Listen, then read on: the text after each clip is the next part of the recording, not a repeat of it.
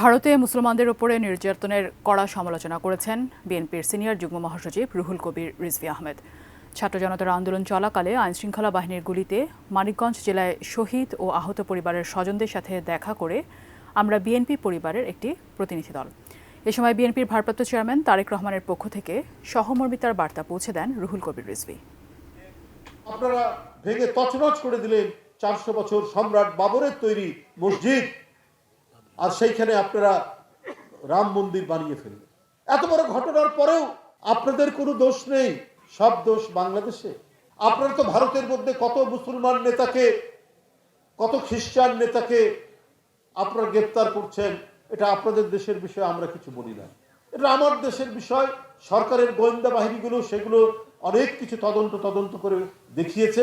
একবারে মিথ্যা অপপ্রচারে লিপ্ত এই ইসকনের কিছু নেতা এবং তাকে গ্রেপ্তার করেছে।